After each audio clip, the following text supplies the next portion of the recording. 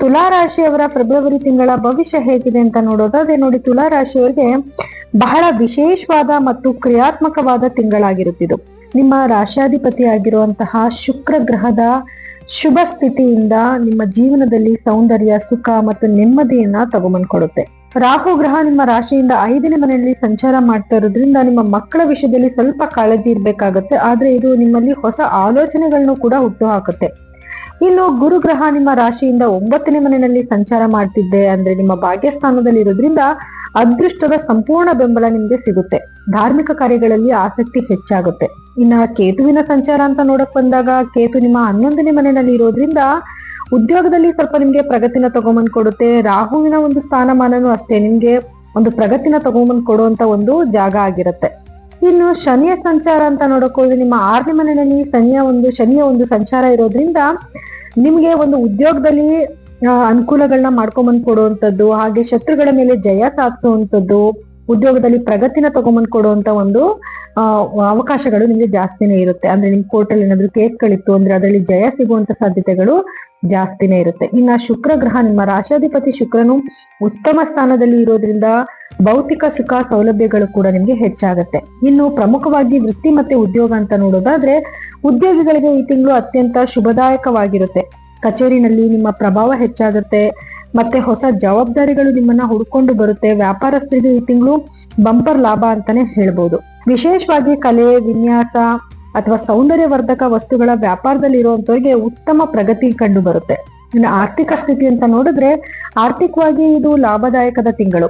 ಗುರುವಿನ ಶುಭ ದೃಷ್ಟಿಯಿಂದ ಅನಿರೀಕ್ಷಿತ ಧನಲಾಭ ಆಗುವಂಥದ್ದು, ಹಳೆಯ ಹೂಡಿಕೆಗಳಿಂದ ಉತ್ತಮ ಆದಾಯ ಬರುತ್ತೆ. ಆದ್ರೆ ಐಷಾರಾಮಿ ವಸ್ತುಗಳ ಖರೀದಿಗಾಗಿ ನೀವು ಸ್ವಲ್ಪ ಹಣಕಾಸಿನ ವ್ಯಯನೂ ಕೂಡ ಮಾಡ್ತೀರಾ. ಹಾಗಾಗಿ ಹಣನ ಉಳಿತಾಯ ಮಾಡೋದ್ರ ಕಡೆನೂ ಸ್ವಲ್ಪ ನೀವು ಗಮನ ಹರಿಸ್ಬೇಕಾಗತ್ತೆ. ಇನ್ನು ಕುಟುಂಬದ ಸ್ಥಿತಿ, ಪ್ರೀತಿ ಹೇಗಿರುತ್ತೆ ಅಂತ ನೋಡಿದ್ರೆ, ಕುಟುಂಬದಲ್ಲಿ ಹಬ್ಬದ ವಾತಾವರಣ ಇರುತ್ತೆ. ಸಂಗಾತಿ ಜೊತೆಗೆ ಮಧುರ ಬಾಂಧವ್ಯ ಕೂಡ ಇರುತ್ತೆ. ಪ್ರೇಮಿಗಳಿಗೆ ಈ ತಿಂಗಳು ವಿವಾಹ ಬಂಧನಕ್ಕೆ ಕೂಡ ಒಳಗಾಗ್ತಾರೆ. ಅತ್ಯಂತ ಸೂಕ್ತವಾದ ಸಮಯ ಅಂತಾನು ಹೇಳ್ಬೋದು.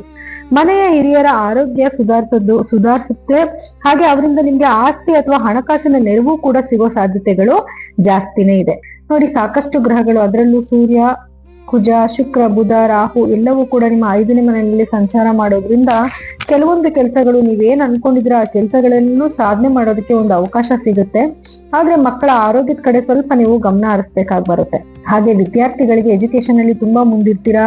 ನೀವೇನಾದ್ರೂ ಕಾಂಪಿಟೇಟಿವ್ ಎಕ್ಸಾಮ್ ಏನಾದ್ರು ಬರೀತಿದ್ದೀರಾ ಅಂತಂದ್ರೆ ಅದರಲ್ಲೂ ಕೂಡ ಯಶಸ್ಸು ಸಿಗುವಂತ ಒಂದು ಉತ್ತಮವಾದ ಸಮಯ ಅಂತಾನೆ ಹೇಳ್ಬೋದು. ಇನ್ನು ಆರೋಗ್ಯ ಸ್ಥಿತಿ ಹೇಗಿರುತ್ತೆ ಅಂತ ನೋಡಿದ್ರೆ, ನೀವು ಆರೋಗ್ಯದ ಬಗ್ಗೆ ಜಾಸ್ತಿ ಆತಂಕ ಪಡೋದು ಬೇಡ. ಆದ್ರೆ ಜೀರ್ಣಕ್ರಿಯೆ ಅಥವಾ ಹೊಟ್ಟೆಗೆ ಸಂಬಂಧಪಟ್ಟಿರುವಂತ ಕೆಲವು ಸಮಸ್ಯೆಗಳು ಬರುವಂತ ಸಾಧ್ಯತೆ ಇರುತ್ತೆ.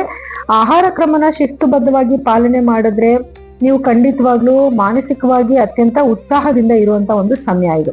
ವಿಶೇಷ ಸೂಚನೆ ಏನಾದ್ರೂ ಕೊಡ್ಬೇಕು ಅಂತಂದ್ರೆ, ತುಲಾ ರಾಶಿಯವರು ಈ ತಿಂಗಳು ತಮ್ಮ ಸೃಜನಶೀಲತೆಯನ್ನು ಬಳಸ್ಕೋಬೇಕು. ಅಂದ್ರೆ ನಿಮ್ಮ ಟ್ಯಾಲೆಂಟ್ ನ ಬಳಸ್ಕೊಳ್ಳುವಂತ ಒಂದು ಸಮಯ ಇದಾಗಿರುತ್ತೆ.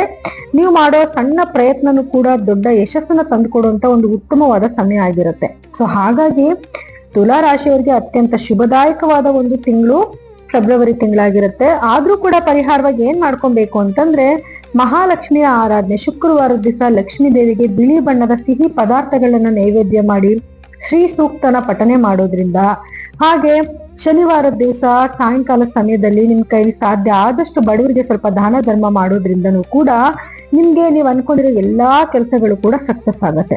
ಹಾಗೆ ಪ್ರತಿದಿನ ಓಂ ಶುಂ ಶುಕ್ರಾಯ ನಮಃ ಅನ್ನೋ ಮಂತ್ರನು ಕೂಡ ನೀವು ಜಪ ಮಾಡೋದ್ರಿಂದ ನಿಮ್ಗೆ ಏನೇ ಸಮಸ್ಯೆಗಳು ಬಂದ್ರೂ ಕೂಡ ಅದರಿಂದ ನೀವು ಖಂಡಿತವಾಗ್ಲೂ ಈಚೆ ಬರ್ಬೋದು. ಈ ಎಲ್ಲಾ ಪರಿಣಾಮಗಳು ಕೂಡ ನಿಮ್ಮ ವೈಯಕ್ತಿಕ ಜಾತಕದಲ್ಲಿ ಗ್ರಹಗಳ ಸ್ಥಾನಮಾನದ ಮೇಲೆ ಬದಲಾವಣೆ ಆಗ್ತಾ ಹೋಗ್ತಾ ಇರುತ್ತೆ. ಹಾಗಾಗಿ ನಿಮ್ಮ ವೈಯಕ್ತಿಕ ಜಾತಕನ ಒಮ್ಮೆ ಪರಿಶೀಲನೆ ಮಾಡಿಸ್ಕೊಂಡು ಅದಕ್ಕೆ ತಕ್ಕ ಪರಿಹಾರಗಳನ್ನ ಕಂಡ್ಕೊಳ್ಳಿ. ನೀವೇನಾದ್ರೂ ನಮ್ಮಲ್ಲಿ ಪರಿಹಾರಗಳನ್ನ ಕೇಳಬೇಕು ಅಥವಾ ಜಾತಕನ ತೋರಿಸ್ಕೊಬೇಕು ಅಂತಂದ್ರೆ ಸ್ಕ್ರೋಲ್ ಆಗ್ತಿರೋಂತ ನಮ್ಮ ನಂಬರ್ಗೆ ಕರೆ ಮಾಡಿ ಅಪಾಯಿಂಟ್ಮೆಂಟ್ ಫಿಕ್ಸ್ ಮಾಡ್ಕೋಬಹುದು. ಎಲ್ಲರಿಗೂ ಕೂಡ ಧನ್ಯವಾದಗಳು.